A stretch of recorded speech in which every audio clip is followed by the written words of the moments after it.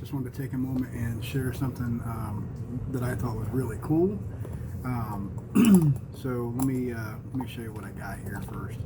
So we have a typical 1.9 crawler tire. Basically, you can see it's got some decent gnarly tread on it. I like trying out different tires. This one is not branded. I think it came from AliExpress or whatever. But it's pretty cool because I 3D printed some beadlock rims, which is kind of what I want to go over right now. This hex right here is 12 millimeter. These are pretty beefy. I printed them at 20%, believe it or not, and I'm using PLA Plus. And I mean, you can't hardly, I don't understand how you're gonna be able to break it. I can flex this one a little bit, but I mean, that's just a little ring. So wanted to go over how this turns into this. So this is basically the rim. So you have, figure out what I did with them. These pieces here are like a hubcap kind of thing that goes over them. And I may eventually use them, but I'm not sure that I want to, because it just kind of, I don't think it looks that great. So if I end up using them, I have to actually score out the centers there. As you can see, one of them popped out right there, but I mean, it is what it is. I guess you can play around with it and do more if you want, but personally, I don't really care if they're there or not. I like the look of that regardless. Kind of gives it a little more basic look, which is what I'm going to roll with. So basically what you do is you have your tire here, you got your foam in it, your insert, and you take this little ring, it's 3D printed ring. It's going to be tight to get in here. So you kind of get on the inside, and you basically work this little groove over top of it, all the way around on both sides. Because that little ring is what's going to hold it together when you put your back on. Kind of just got to squeeze that on a little bit, and as you can see, it fits nice and easy down inside there. I don't know if you can see that or not. Hopefully, it's kind of hard to see on the camera, I know, but so you can see it kind of fits nice and neat in there. And then what you would do is you would take your other back. You got to line up these right here, these holes. So I just kind of get it close, pop it in there, hold it up to the light, and I take something small, like a, what is this, 1.5 millimeter, and I put it in there and kind of line up at least one of the holes, kind of get it moved around to the right spot-ish. And then I'm using these, they're bite screws for beadlocks on 1/5 scale, like Rovin, King Motor, that kind of thing, and they actually work really good. So this is what they look like. I don't know what size that is. See if I can get it. There you go. So the wrench that I'm using is a 2.5 millimeter. So I guess it might be what the screw is. I'm not sure how that works.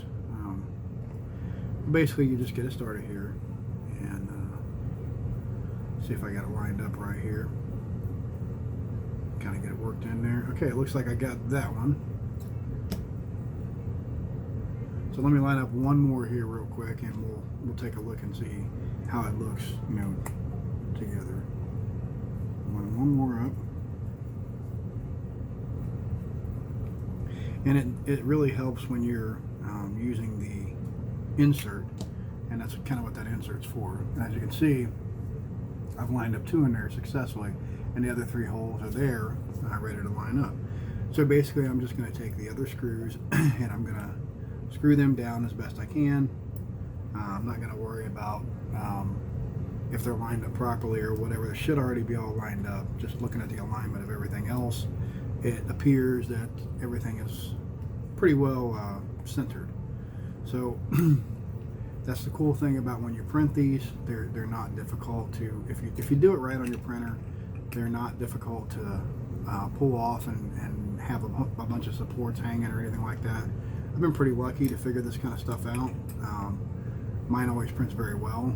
I know some people have problems with things like that, but I have not experienced those issues myself. I don't know if I'm just doing something different or what, but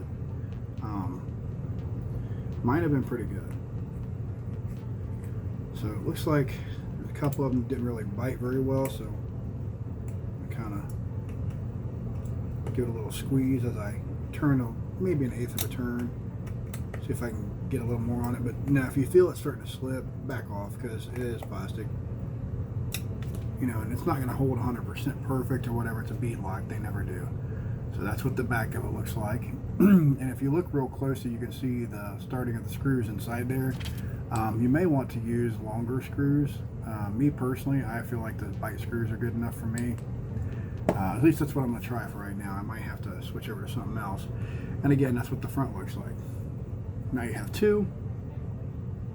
I think this print took me 5 hours to print or something. That's without tweaking the print or anything, just downloading the file from Thingiverse and going to town, you know, setting it up on my bed the way that I wanted it, so I didn't have to have a whole bunch of support structures. It prints with these outer rim things, and I think the idea is that once you get your nut on it from the axle, you can put that over there, kind of like a hubcap. I don't really care because it's all black anyway, and it kind of just looks the same. If I would have printed this like chrome or something like that, that'd be a different story, but I didn't do that. So they also come with these other ones here.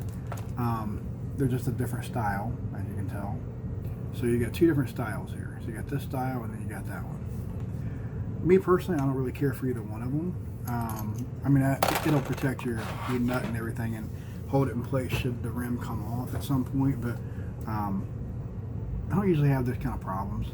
I use Nylox on a lot of my stuff, and I use Loctite, so I should be fine. Now, I may end up printing 2 more to go with these, but I think I'm just going to try these 2 out for now. I do have 2 more sets of tires with rims that I have them on, and I think that's going to work out pretty well. Okay, so here is the old, well, they're not old, but here's the beadlocks that I'm kind of taking off of my SCX 10-2. These are Super Swamper tires. I absolutely love these. Let me show you the difference in the tread here. As you can see, the tread pattern and stuff's just a little different. So I wanted to try this, and by the way, there is nothing wrong with these rims. These are absolutely fantastic. I just wanted a 3D option, and as you can see, they're very similar in the way that they lock on as these here. Even the caps that go over, if you look, the caps are very similar as well. I could probably actually use these if I really wanted to, but I don't think that's a good option. I think I'll wait on that. So what I'm going to do is take and put them on the front here, kind of test things out, see how it performs. If it performs good and we don't have any slippage or the tire's trying to come off or whatever, I may actually print another set and use that on the SCX 10-2. Because although these rims are great, these are lighter, and I can actually control the weight. I can print them lighter, I can print them heavier, you know, whatever. So I think that's what I want to do, to try anyway going forward. Again, these are fantastic. These are fine. I'm still keeping them. I will still use them in the future, I'm sure, because they're just awesome. But I want to have a 3D option, which is what this is all about. So yeah. So I very much appreciate all the support that I've gotten so far and everything going forward. Thank you. I really appreciate it. And if you got any questions about 3D stuff, simply leave me a comment. I'm an open book. I've learned a lot myself. I'm sure I've got a lot more to learn, but I'm fairly proficient when it comes to PLA stuff. I've done a little bit of ABS, not much, just what came in a little sample kit. And I started working with carbon fiber, which I've had a lot of issues with, so I haven't really gotten very far in that one, but I will eventually. I plan on getting another printer and everything else, so yeah, if anybody has any questions, feel free to drop a line. Thanks guys, I appreciate it, and on to the next one.